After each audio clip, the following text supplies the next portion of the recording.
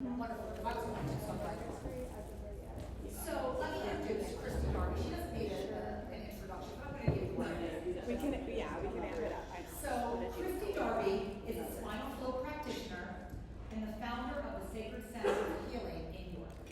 She helps women reconnect with their minds and bodies through gentle touch along key access points of the sacrum and cranium.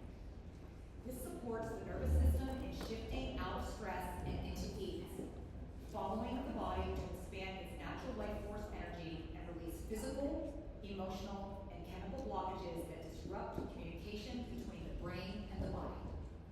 Kristy is passionate about creating safe space for women to slow down, reconnect, and trust that healing is a natural process the body remembers when it feels supported. I give you Kristy Darby.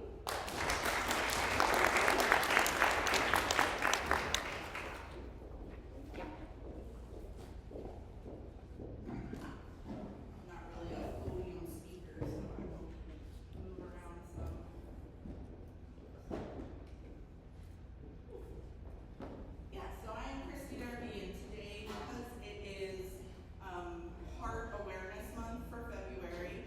I thought it was really appropriate to talk about emotions, and so we're going to talk about when the heart carries what the mind couldn't.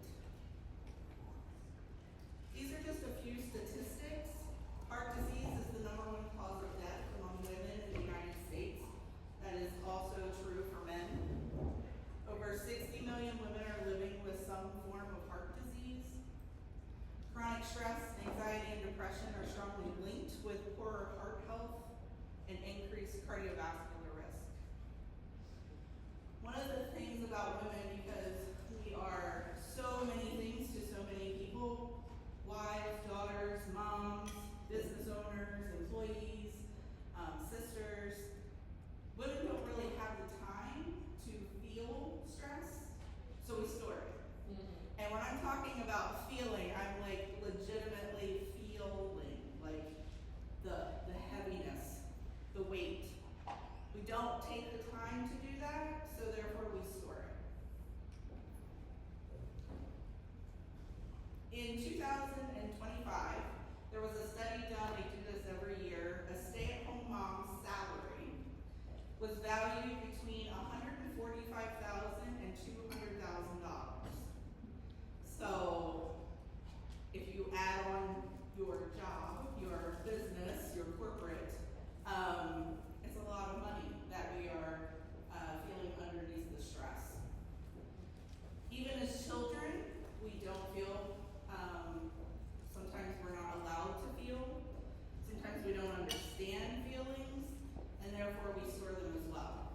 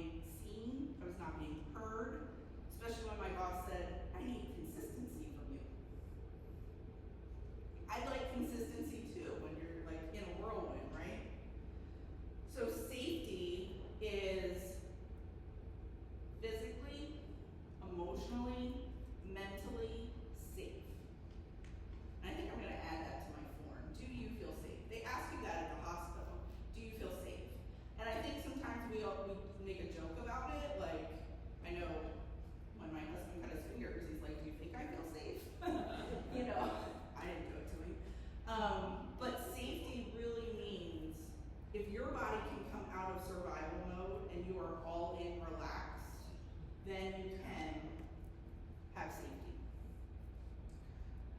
We heal in a safe presence, not in isolation. So what that means is having someone help you, assist you.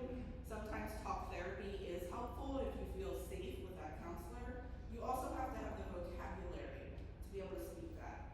Like I said, abandonment, that word never came out in my therapy. The only thing I talked about in therapy was work, even though work was not on my radar as a stress. And then of course, nature understands vulnerability. Our tailbones tuck underneath when we're in survival mode. One of the things I have people do is walk a line, like the field sobriety tests. And they always say, well, what does that mean with balance? Well, just like a dog, when you're upset, when you're in survival mode, that tailbone tucks underneath. And then your balance is off, your higher thinking shuts off. And that's when your emotional trauma can be stored even faster. So how do we reconnect with our bodies? The first thing is boundaries. I talk about this a lot on social media and with my clients. Boundaries is extremely important with just day to day. Last lunch, Sherry was here and she mentioned that on Sundays she has retirement Sunday. So she doesn't do anything related to work on Sundays. Just having blocks of time. She was one that when I was doing the speaking, I reached out to her and had a question, and she wrote back and said, well, when I get into my polka dot time block, I'll answer your question. And we also have to be careful with what stories we tell. Because I could have said, well, that was rude. Like, I have a question, and as long as it took you to answer that question with, wait till I get into my time block, she could have just answered my question. But instead, I was like, oh, wow, look at that boundary. Like, how do I do that? Like, tell me how I do that. So we just need to be careful when we do set boundaries. You're going to upset people, okay? And that's okay. But don't tell stories around it. It's their problem. The word no is a complete sentence. We don't need explanations. We don't need why. We don't need because. It's just no. And I know that's really hard, especially for women, because we are everything to everyone. And even though we talk about self-care, we never put ourselves first. It's always business, family, and then, oh, I get 15 minutes on the 5th Saturday of never. The other one is awareness, as I mentioned. You have to be aware of what's going on. You have to really sit down and think about what is happening in your life. Like I said, the last thing I thought about in 2024 was my job being an issue. I mean, what I thought was my dream job, even though I didn't like it all the time. So the awareness of it's not always outside influences that causes you the most stress. It's usually internal. The body already knows how to heal. I mean, you cut your finger and you already know that it's going to go back together, right? Unless you're like my husband who needed a doctor. But most of the time, our bodies automatically heal. And so, the worst part that we can do is interfere with it. I don't know how many of you, but I know that the flu has been going around really, really strong. And I know some people, they immediately go to their doctor, right? I want a pill, I want a powder, I want something to make this go away. However, that's your body saying, you need to stop, you need to pause. The whole reason you have the flu or whatever illness is because your immune system is messed up, because you've been pushing down all these emotions for so long. And so you can only fill that backpack up to the size of the backpack. You don't get any more room from that. So I'm going to go through a grounding exercise with everyone before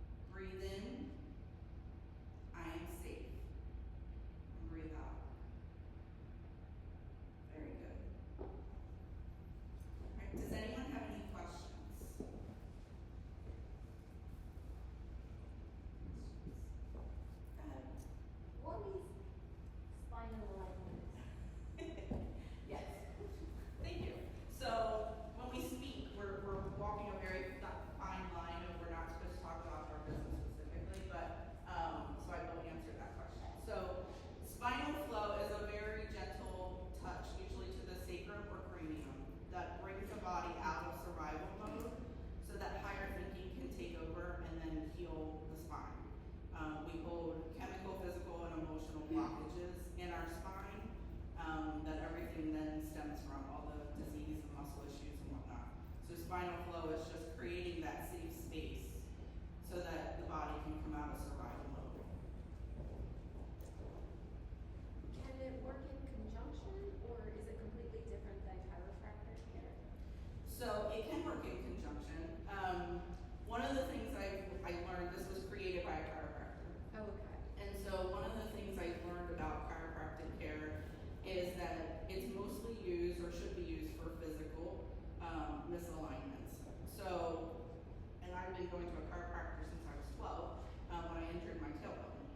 But what I learned was most of my adjustments were in my thoracic area.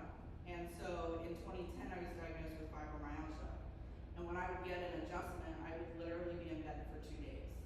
And that was because that abandonment was stuck in my thoracic area, and when they adjusted me, it would go out into my nervous system. And my nervous system wasn't ready to take care of it or release it. So chiropractic care is wonderful.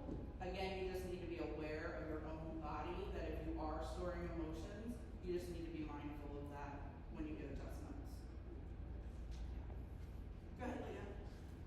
I've done a lot of work around this stuff, and one thing I learned, and I don't know if this is helpful, but the scent, the smell scent is your oldest, holds the oldest memories. So, you know, when you walk into somebody's house and you go, it smells like your grandma's house, your body stores that memory. It's the old, like you don't store touch and sight, but when you have a smell, it triggers memories. And so one of the things I learned is when I was working on releasing emotions is trying to find the scent that was around during that time to help bring it closer. So I just thought I'd share that because that was part of my own personal journey. Very cool. And sometimes people go, a smell when they're working through something comes back, it's not really there, but they actually smell it because of that. Yeah, thank you. Anyone else? Go ahead. So if you go the first time and you realize then that you're holding a big burden, like you were carrying your brother, is one time enough? Do you have to go on a regular basis? What happens? Everybody is individual. It depends. It depends on what your body is ready to release. Because your I told her you're gonna get sick the next day. some people do and some people don't. It really depends on what your body's ready to release. I have some clients who, like, day one have a huge emotional release because their body just was at like full capacity, couldn't handle it anymore. And then I have others who I've been working with probably since I opened in December that I'm still waiting. Like, I know it's coming and I know it's there, but their body's just not ready to release it. So my dad is one of them, and so I gave him an actual. So he had shingles 13 years ago, and so I've been working on him ever since.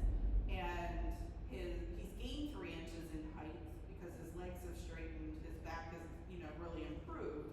But I have one spot that's about 1 inch long in his thoracic area, and I know it's from my brother. And so finally, after working on him this past week, I gave him homework, and I gave him the word abandonment, and I wanted him to define it. It's just said, have you ever felt abandoned? Have you ever abandoned anybody else? When you're done writing it, burn the piece of paper and let it go. So I'm waiting to see. He'll be in on Friday. I'm interested to see if that spot will release. So what I heard you say is that I will get taller. It's what a lot of people hear when I say that. And it depends on your situation. I love that. Yeah, good. I don't really have a question, but I wanted to share about just like an experience that I had. My son is 19 and he is the 3rd kiddo in line out of my 5, and he decided in September that he was going to quit ice hockey, and that had been his entire life and basically my entire life at that point traveling. So it was a huge decision for him to say, no, I don't actually want to play anymore. I want to move forward with my life.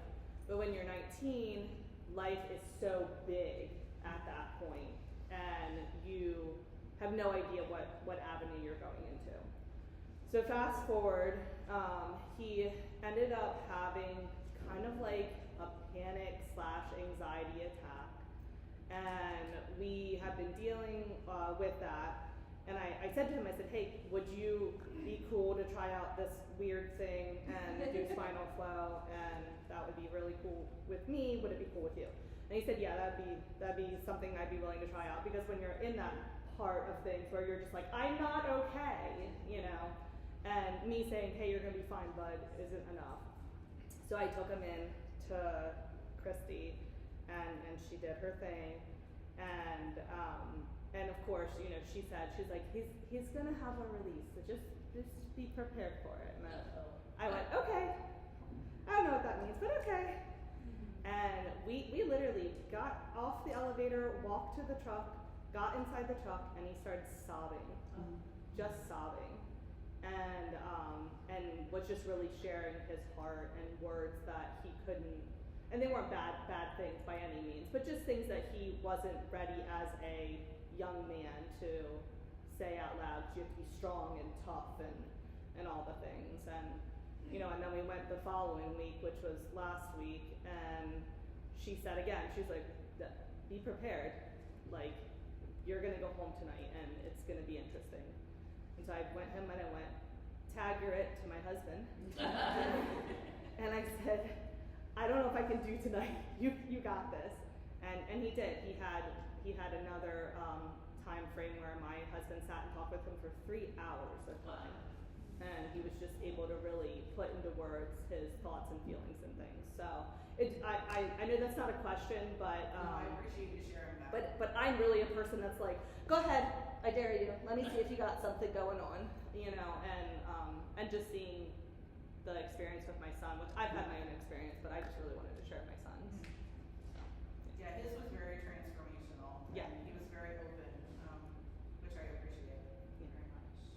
Go ahead in the back. I don't have a question either, but I just wanted to say I think that this is a really important topic, and especially in the beginning we talked about, you know, heart disease, and especially when I listened to a podcast with a doctor talking, he's a cardiovascular specialist, and one of the big things that they were talking about was the emotions stored in your heart. And you know, when people say, like, after my mom had passed away, I ended up going to the doctor, and I was like, I'm gonna have a stroke or heart, just like, and she was like, after everything, she's like, no, you just have broken heart syndrome. Like you, when you say I feel it in my heart, like it, because it really is one of the biggest capacities to actually feel the emotion. So if you're not, you know, aware of that, or I just think it's such an important thing and a piece that no one looks at. You know what I mean? Like all the tests came back normal because it wasn't actually a physical problem. Right. It was literally broken hearted. And so I just think that what you're doing is really powerful, and you need to get out more of the word.